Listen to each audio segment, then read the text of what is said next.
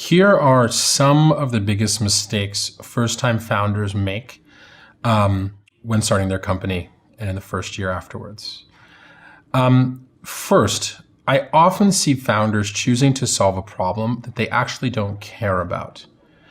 While this mistake isn't fatal, and while there are many, many examples of founders who've learned to love their product or their problem at a later date, one of the things that I do see is that a lot of startups that fail basically fail because they lose motivation to continue working on their company.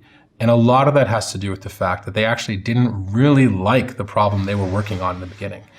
They were trying to pick a problem that they thought people might want, or they thought could grow quickly, or they thought might be cool, but it wasn't actually something they were willing to devote a significant amount of time, like 5 years plus of their life to solving. There was no deep connection to the problem. The second one is helping users you don't care about. We had this experience at Justin TV and Twitch. In the beginning of Justin TV, we were kind of excited by the general idea of democratizing live video and making it easy for anyone online to share live video with their friends.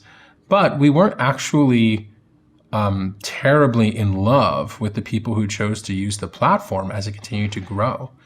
And only when Emmett kind of really refocused the company around video game streaming did we regain the love for our users. Emmett was a gamer and he loved gamers and he loved building things for gamers. And that was really one of the core drivers of Twitch becoming a successful company. The next is choosing co-founders that you don't know well. Once again, all of these will have counterexamples. There are exceptions to every rule. But in general, startups are so hard that it is nice to have a pre-existing relationship with your co-founder, just so you have a sense of whether you're going to be able to get through the hard times together, whether you can work well together. Now, that pre-existing relationship can be a friendship, it could be a coworker, they could be someone in your school you did a school project with, but it's just helpful that you've had some context with them, that you didn't just find them on the street yesterday. The next one is not having transparent conversations with your co-founders. There are very typical topics that create drama amongst co-founding teams. Performance. Is my co-founder working as hard as I am? Goals. Are we trying to accomplish the same goal? Roles. Whose job is it to do engineering? Whose job is it to do product? Whose job is it to talk to customers?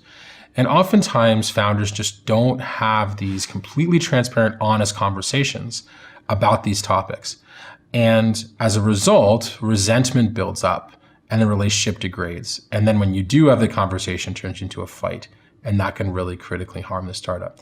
So that's really important, to be just having open, transparent conversations, well-organized conversations that are not designed to argue or to create fights, but to really just share how you feel about the current situation of the company, how it's organized, who's doing what. The next one is not launching. Launching has become this interesting phrase. I think when people think about launching their company, they think, oh, I'm going to get in the press, I'm going to be on the news, I'm going to be on these popular blogs. And so they're afraid of launching because they don't think they're ready for all that exposure. One of the things that we tell people is, first, let's think about the products that you might use and like a lot today. Do you remember the day Snapchat launched? Do you remember the day Instagram launched?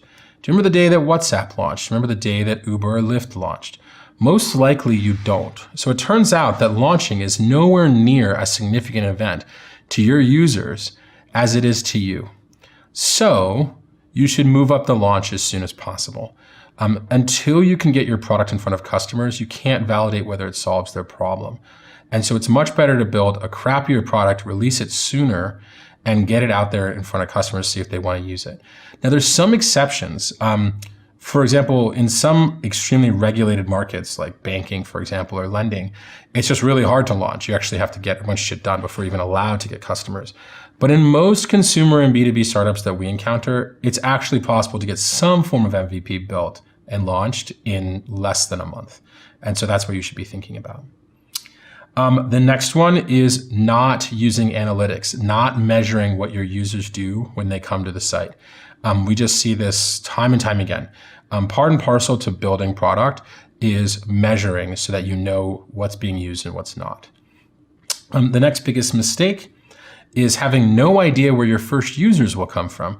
I get this email a lot. A lot of founders email me saying, where do I find my first users? And I kind of think to myself, you chose this problem that you're working on and you chose to build a solution. It's interesting to me that you chose a problem where you don't know anyone who has the problem, including yourself. I think it's a completely different question. Where do I get my first 100 users or my first 1,000 users? That might require some kind of deep digging. But where I get my first 2 users or 1 user or 3 users or 5 users, that should come from people you know, or you already have identified through some other way. And then last is prioritization. Oftentimes people will prioritize sizzle over steak. They'll prioritize press and hiring, conferences, investors, all these other things above getting product out there and talking to users. At the end of the day, we look at these startups and we say, you're cargo culting a startup. You are pretending to be a startup, but the actual work of startups is pushing product, getting it into users' hands and seeing if they like it, and then iterating it, improving. So those are the common mistakes that startups make. Caveat, I bet you can name a startup that has made every one of these mistakes and has still been successful. In fact, I bet there's a startup that's made all of these mistakes and has still been successful. But those tend to be exceptions. And if you're trying to kind of generally improve the odds of your startups being successful, try to minimize these mistakes as much as possible. Thank you.